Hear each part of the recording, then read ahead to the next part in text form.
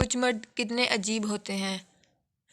اس نے سگریٹ کا ایک کش لگایا اور اپنی محبوبہ کی تصویر بٹوے سے نکال کر دوستوں کو دکھانے لگا اور بولا، چیک کر یار کیا مال ہے، ہونٹ چیک کر یار کیسے ہیں، بس تیرے بھائی پر مرتی ہے۔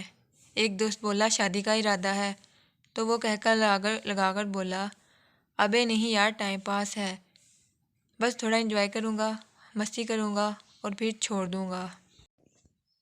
میں گراؤنڈ میں پاس ہی بیٹھا ان کی باتیں سن رہا تھا، فوراً اٹھا اور ان کے پاس چلا گیا اور اس لڑکے سے بولا، کیا تم یہاں سب کے سامنے اپنے کپڑے اتار سکتے ہو؟ تو وہ ایک دم غصے میں بولا کہ جناب آپ کا دماغ خراب ہے، میں پاگل ہوں جو سب کے سامنے بے لباس ہو جاؤں؟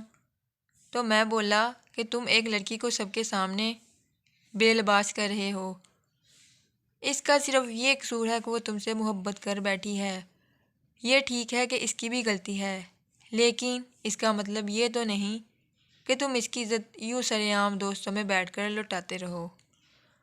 میں یہ کہہ کر وہاں سے پلٹ آیا اور گھر آتے ہوئے سوچتا رہا کہ ہم مرد کتنے عجیب ہوتے ہیں، عورت کی عزت اپنی نظر سے ہی لوٹ لیتے ہیں اور پھر بھی عورت کو قصوروار ٹھہراتے ہیں۔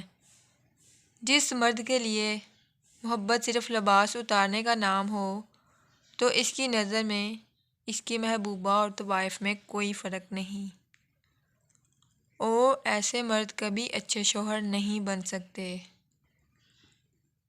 چند سخت الفاظ کے لیے معذرت۔